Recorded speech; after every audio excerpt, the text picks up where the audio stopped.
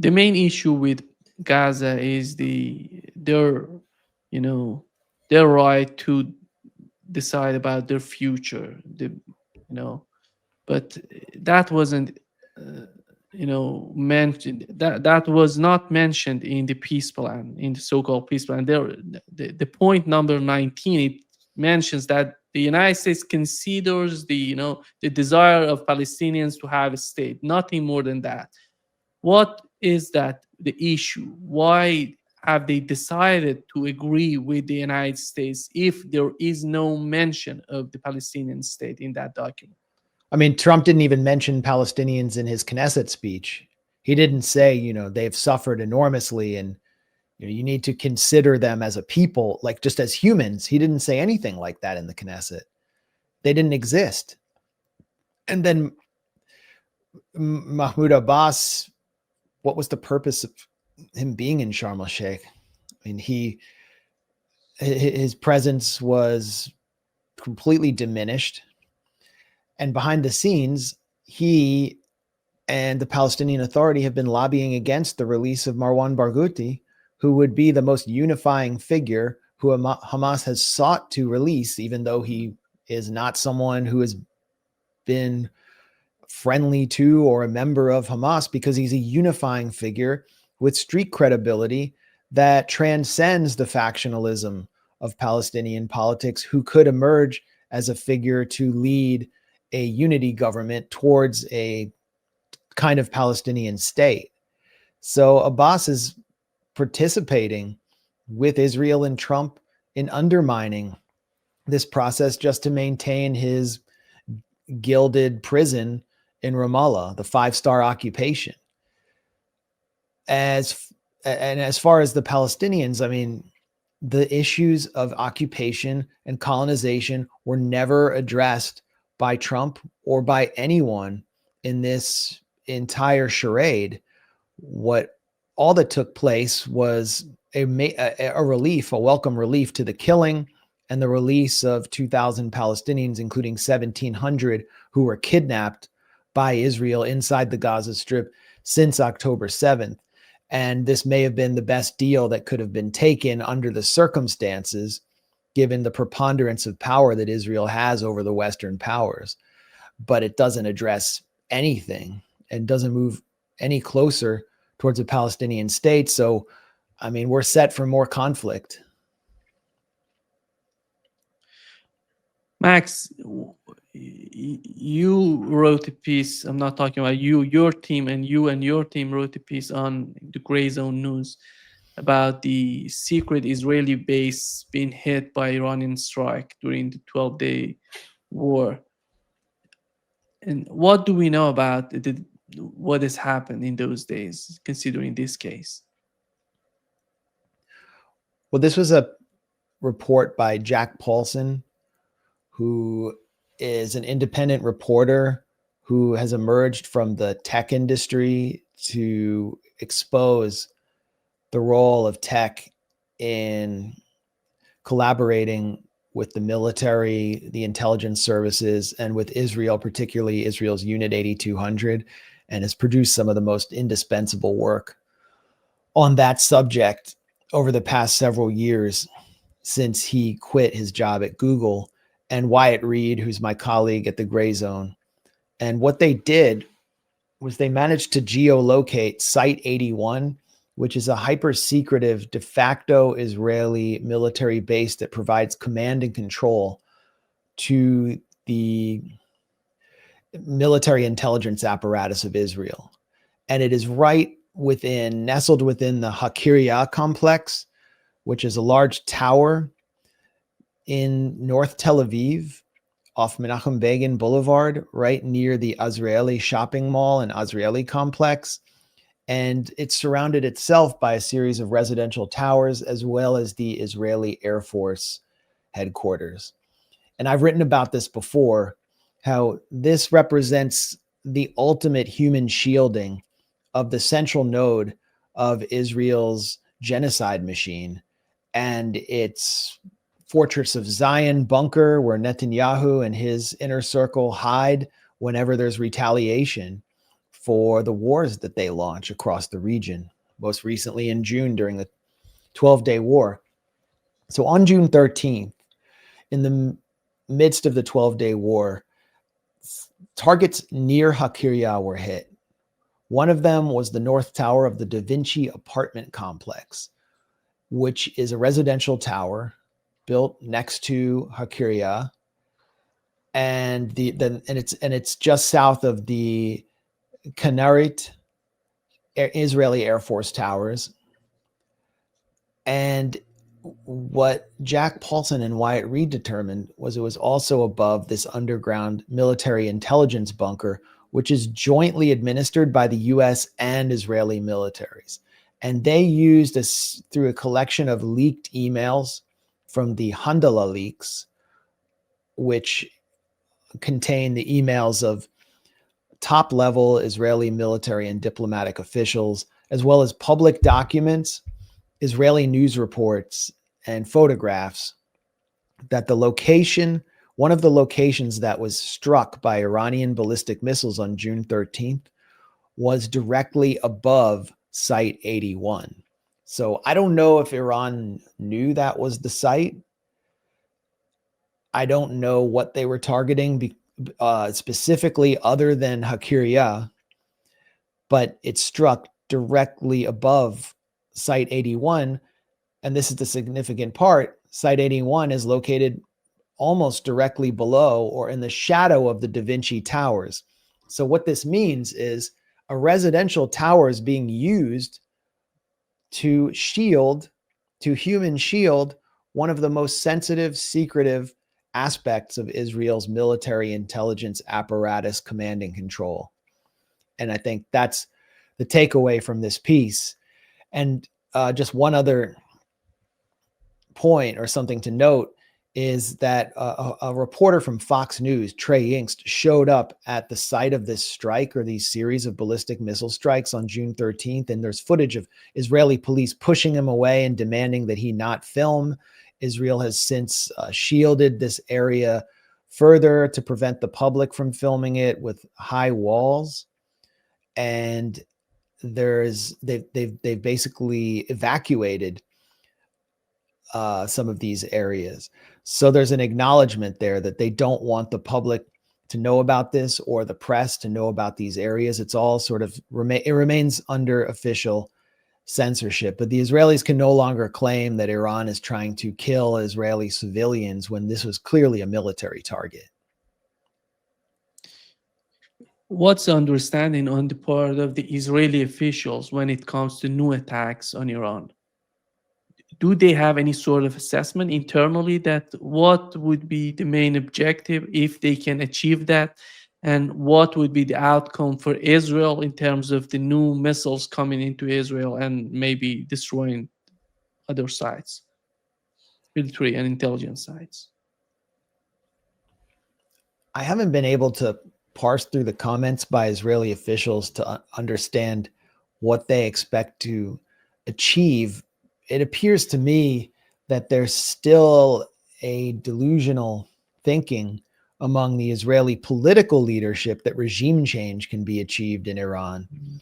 And this is something we've also reported on. We republished a piece by Jack Paulson exposing the fact that Mossad is increasing its online recruitment efforts of Iranians in the diaspora, especially in Germany, promising lots of lucrative payouts and opportunities to get their family out of Iran and to relocate them, to subsidize their housing if they can provide information on sensitive Iranian facilities, especially nuclear facilities. And so they're specifically recruiting Iranians in the diaspora, but also inside Iran, who work in these facilities.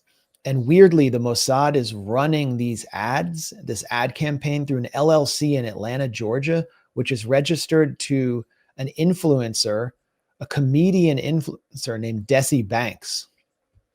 I wonder what he has to say about this. We couldn't reach him.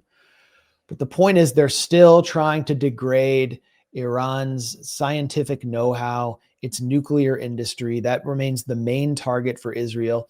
It's sort of consistent with their general strategy of mowing the lawn, where they try to, I mean, it's a disgusting phrase that Israel conceived during its siege of Gaza, where they, without achieving regime change or destroying the enemy, are able to weaken it through continuous warfare and various operations that might just last a few days, but it sets the enemy back.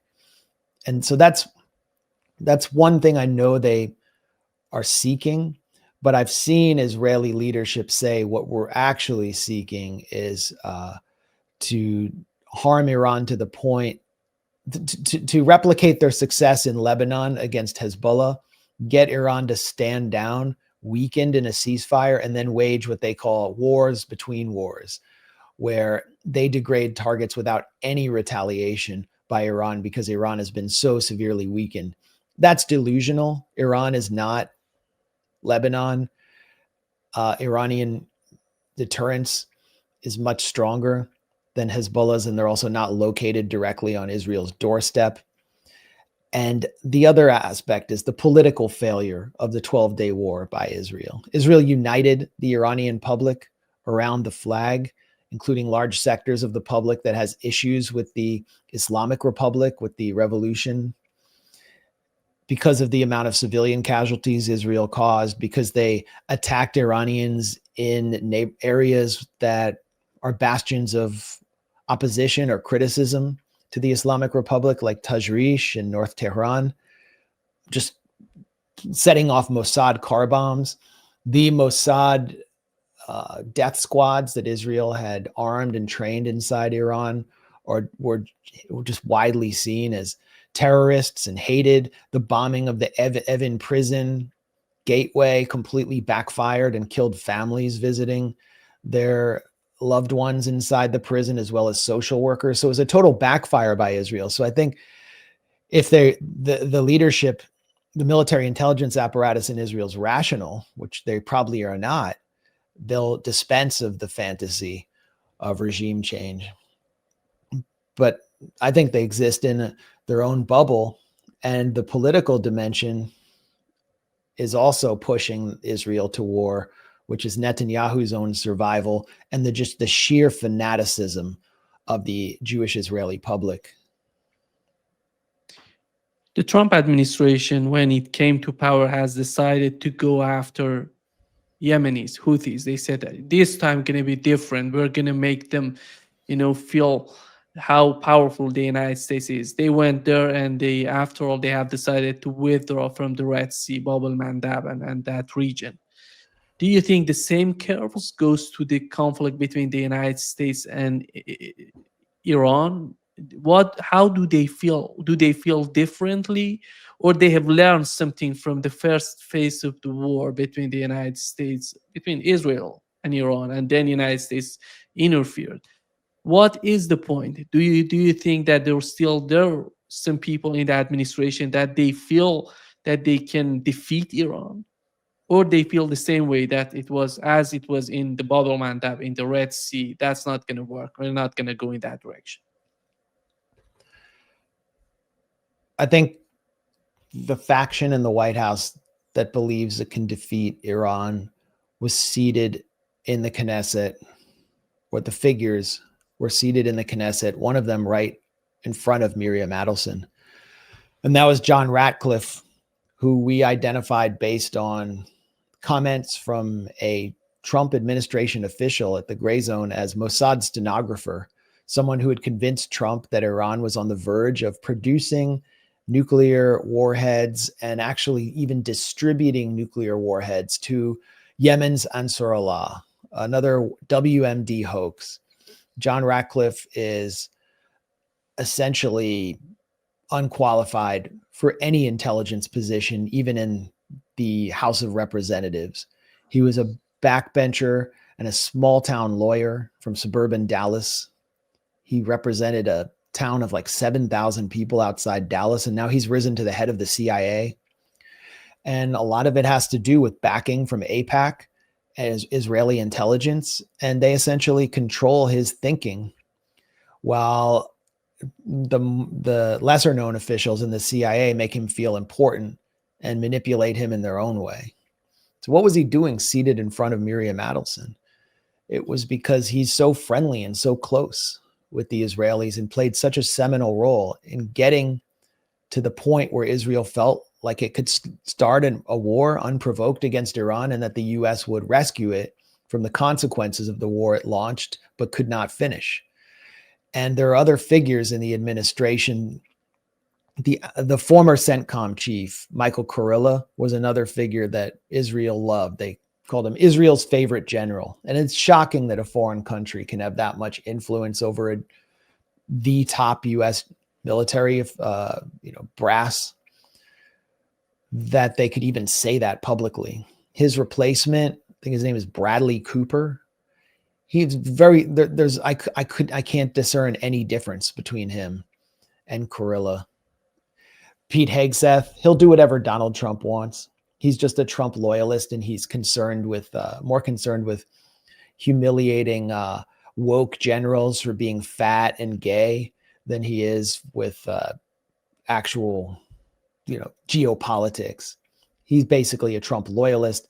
Then you have Trump, who's erratic, J.D. Vance, who said he's against war with Iran, and the American public, which is dead set against the war, including most of MAGA except for Fox News viewers over age 55, because Fox News has become a straight up vehicle for Israel. I think with all of these factions, it's politically perilous for Donald Trump to simply green light another Israeli war. And after this peace spectacle, I think it sets the clock back on an Israeli war. I think the clock was the timeline was set back as well by Israel's self-destructive strike in Qatar, but we still have to expect that another round will come, and Israel assumes that it has a much better chance of drawing the U.S. in now than it will after a potential midterm election in which the Republicans suffer a humiliating defeat and the Democrats take control of the House and possibly even the Senate. So I still would expect somewhat in the near term the Israelis to attempt something. I just don't know what they're actually thinking. And I think we can all assume if they do launch it, it will be more violent and bloodier than the last round, and Israel will suffer a heavier blow, potentially with ballistic missiles and weapons that we hadn't even seen before.